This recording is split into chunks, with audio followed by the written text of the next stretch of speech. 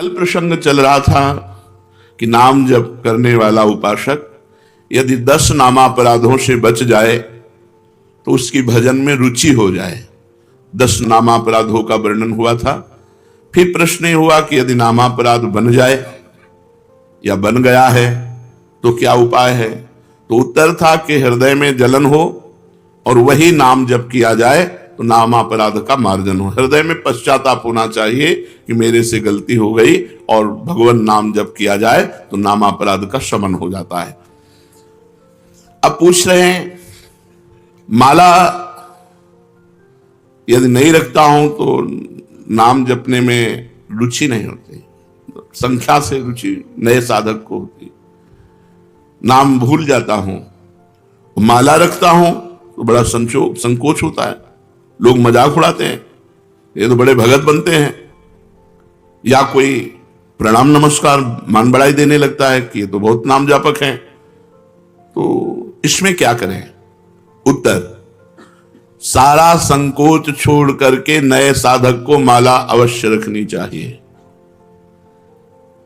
माला रखने से जप अधिक होता है, नाम भूलते नहीं है। माला सबको रखनी चाहिए।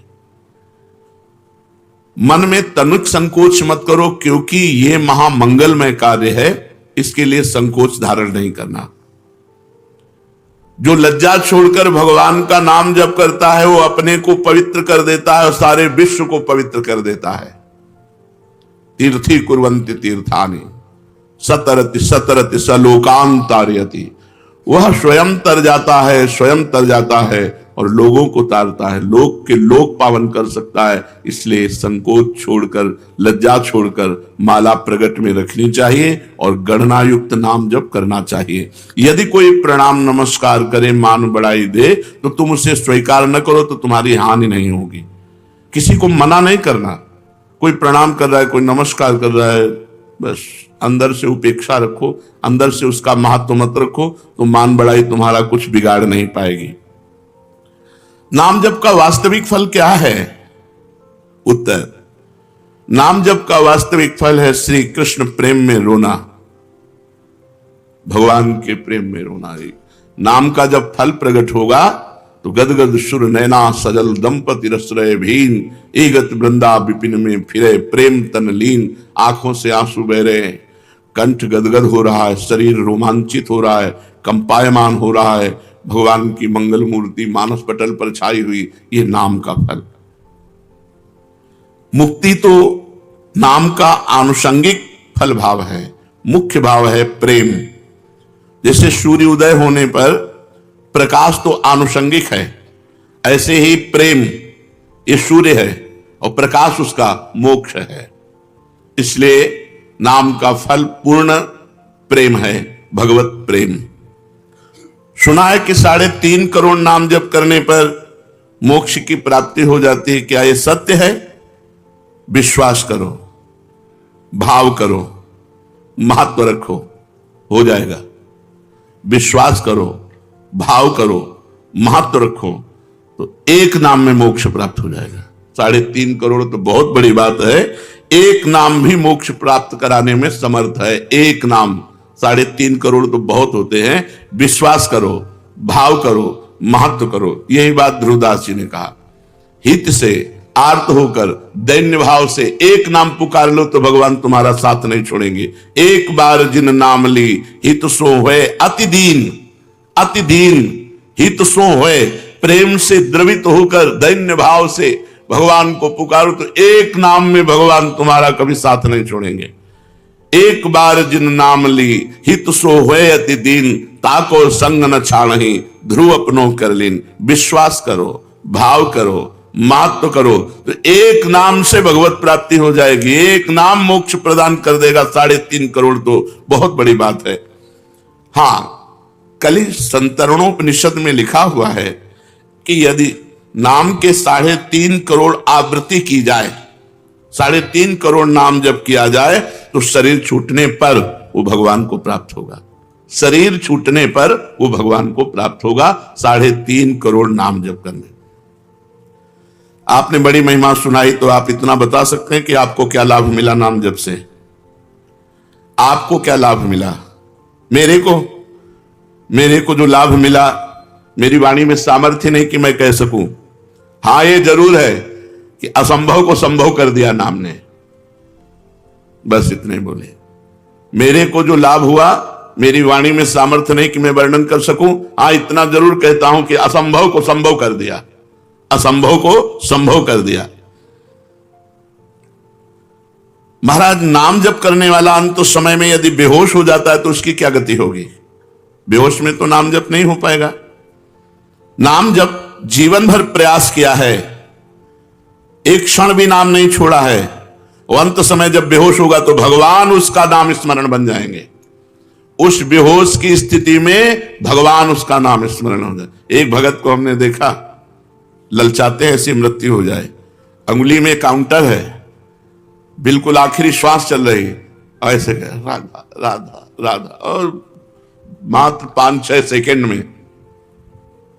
ये है मृत्यु। मृत्यु का ये है महोत्सव। और मतलब जैसे नृत्य की मुद्रा में राधा राधा राधा राधा, और बस ऐसे चले गए। यदि कोई बेहोश हो जाता है और जीवन भर भजन किया है तो अंत समय भगवान उसका स्मरण बनते हैं और वो भगवान को प्राप्त होता है। आप कृपा करके बताइए कि नाम जप और मंत्र जप में क्या अंतर है? मंत्र जप में विधि की प्रधानता होती है। अपवित्र दशा में आप नहीं जप सकते, अपवित्र स्थान में आप नहीं जप सकते, अपवित्र भाव रखकर नहीं जप सकते। नाम में इसकी कोई बात। अपवित्रा पवित्रो वा सर्वावस्थांगतो पिबह यह स्मरेत पुंडरीकाक्षम सवायाभ्यंतरा शुचि। नाम उच्चारण करते ही वो बाहर भीतर दोनों जगह से पवित्र हो जाता है, चाहे अपवित्र हो या पवित्र, इसकी कोई विधि नहीं।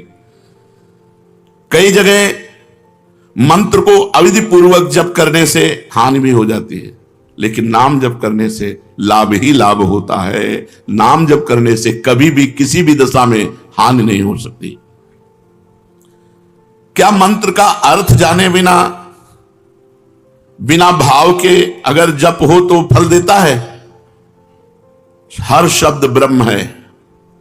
वैदिक, तांत्रिक आदि जो भी मंत्र हैं सब शब्दात्मक हैं, उनमें अनंत शक्ति भरी हुई है। बिना समझ के, बिना भाव के भी जप करने पर मंत्र अपनी सामर्थ्य से उसका कल्याण कर देता है। हमने सुना है महापुरुष जन आज्ञा करते हैं कि प्रतिदिन 3 लाख नाम जप करना चाहिए। क्यों?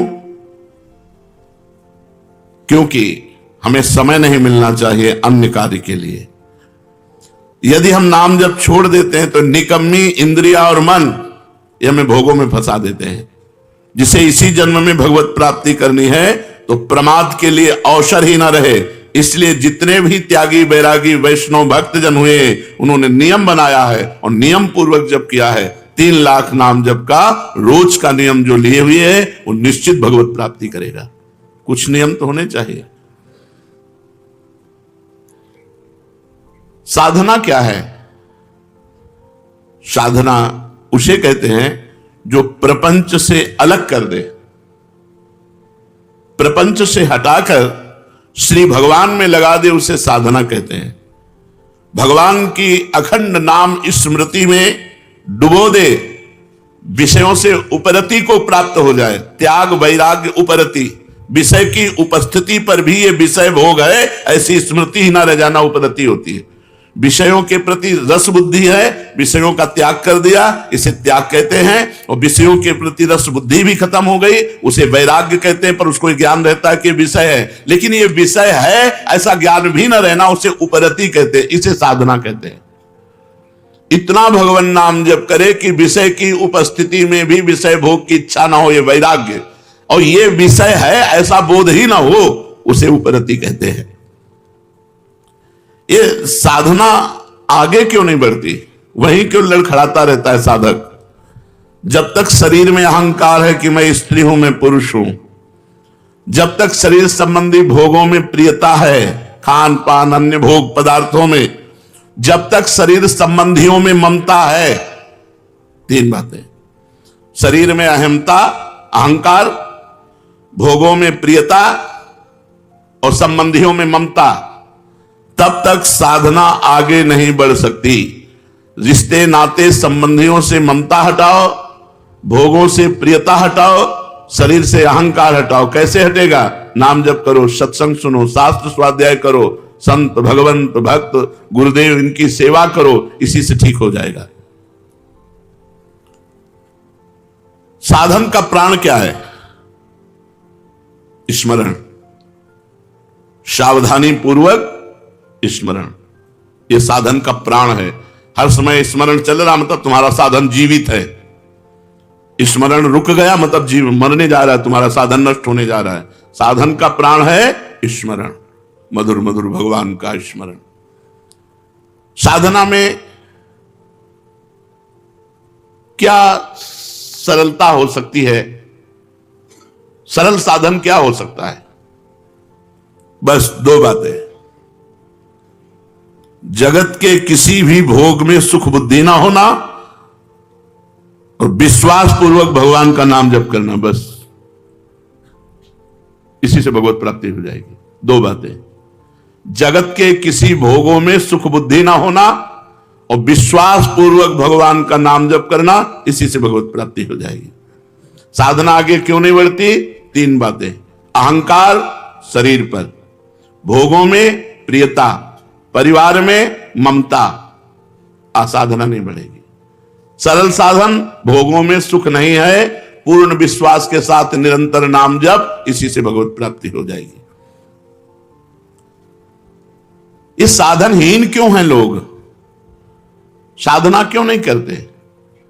या साधना करते हैं तो उन्हें साधनहीन साधक क्यों कहा जाता है? तो जो भगवान की शरणागति नहीं लिए, जो भगवान की कृपा का आश्रय नहीं लिए, वो साधन करते हुए भी साधनहीन है। साधन करते हुए भी वो साधनहीन है। अमुक साधना, अमुक साधना, अमुक साधना, तो एक अहंकार हो जाता है कि मैं अमुक साधन करता हूं, और बल साधन का होता है, वो साधनहीन साधन है। साधनहीन साधन है। अपबल, तपबल और बाहुबल, चौथो बल है दाम, सूर्य किशोर कृपाते सब बल हारे को हरि नाम। तो यहां पूछा गया कि साधनहीनता साधन संपन्न होने पर भी क्यों है? साधनहीन साधन क्या है? तो बोले भगवान की शरणागति और भगवान की कृपा बल पर विश्वास ना होना। सच्ची कहते हैं, हमारी प्रियाजू इतनी कृपालु हैं कि एक वृंदावन वास आप कर रहे हो इस नाते से, एक हरिवंश नाम ले रहे हो इस नाते से, आप किसी उनके जन को संत मान करके शरण ले ली इस नाते से, वो तो जरा से राई के संभजन को मानत मेरु समान।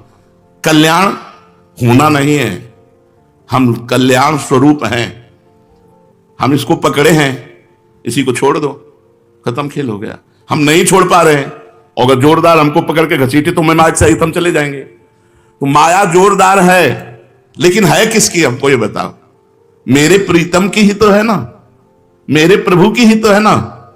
फिर मेरे ही प्रभु की, अगर किसी पड़ोसी की होती तो डरने की बात थी। मेरे ही प्रभु की माया और मैं अपने प्रभु की शरण में हूं। अब वो जैसे चाहे तैसे हमको चलावें और जैसे चाहे वैसे हमारा निस्तार करें, हम तो उनके गले पड़ गए। शरणागत की एक ही परीक्षा है, हर परिस्थिति में हे प्रियाजू, बस हमारी कोई आनंद की परिस्थिति हो तो जय प्रियाजू, हमारी कोई दुख की परिस्थिति हो तो हे प्रियाजू। प्रियाजू के सिवा हमारा कोई नहीं है, बस यही हमारी सावधानी रहनी चाहिए। हम कुछ करते हैं, ये हमारा बल नहीं है, हम जिनके हैं वो हमारा बल है। बस ये बात अंदर से समझते रहना। हम कुछ करते हैं, करके प्राप्त करेंगे, ऐसी हमारी आशा नहीं है। आज तक किसी ने कुछ प्राप्त किया है तो हो के प्राप्त किया है, और होने की परीक्षा एक यही है कि किसी भी परिस्थिति में अन्य बात न निकल जाए कि कोई हमारा सहारा है। बस मेरे तो जय गिरधर गोपाल दूसरो न कोई, जैसे मीरा जी, दूसरो न कोई, शरीर भी नहीं, तभी जहर दिया गया पी गई, दूसरो न कोई, गिरधर के सिवा कोई नहीं। अगर गिरधर का चरणामृत करके तुम जहर दे रहे हो तो वो भी स्वीकार है। हमारी केवल आश्रय वस्तु है, हम किसी योग्य नहीं है, हम में कोई योग्यता नहीं है, केवल आश्रय है, और ये साधन का प्राण है।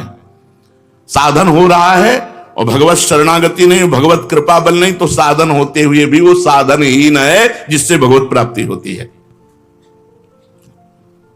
साधन का विघ्न क्या है? साधन का सबसे बड़ा विघ्न है साधन का अभिमान होना। भगवत स्मरण से भगवान की प्राप्ति होती है। भगवत स्मरण उसी का चलता है जो तृणादपि सुनीचेन, अपने को दीन मानता है। माना ब्रह्म ज्ञान के मार्ग में उस सबको अपनी आत्मा देखता है, भक्ति सबको अपना इष्ट देखता है, कहीं प्रश्न बनता ही नहीं है।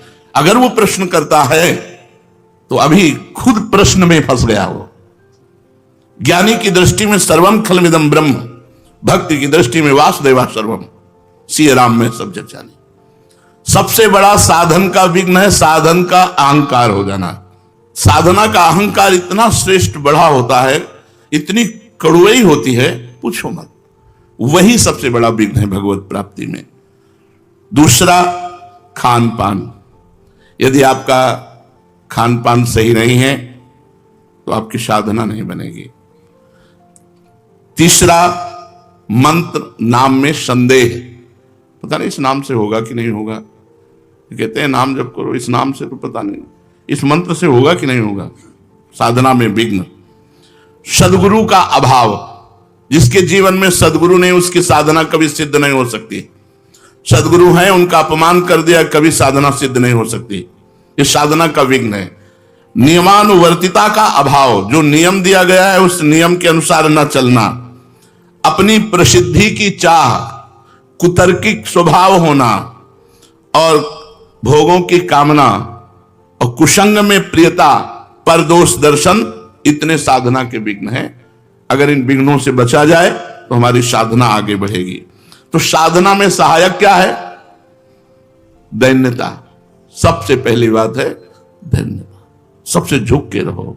सब में भगवान देखोगे तो झुकना आ जाएगा। सब में झुको, सबको प्रणाम करो। साधन में साधन का अहंकार ना होना, ये सबसे बड़ा सहायक है। आप जो साधन कर रहे हो उसका अहम नहीं होना चाहिए, दैन्य होना चाहिए। और सच्ची बात है, सही साधना होगी तो आपका हृदय दैन्य हो जाए, डरेगा कहीं कोई अपराध न बन जाए जो मेरा साधन रुक जाए। और हृदय एकदम इतना लुजलुजा हो जाएगा कि कोई आपको प्रणाम करेगा तो आपको संकोच लगेगा।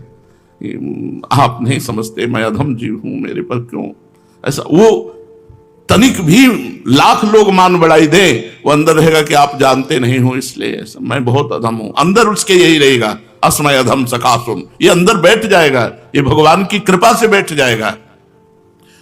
दूसरा सहायक, नियम के अनुसार अपनी दिनचर्या पूरी करना, टाइम बिल्कुल। ये साधक की गुणवत्ता है कि जैसे 4 बजे से वाणी पाठ, तो 4 बजने में 5 मिनट बकाया है, वो आ गया।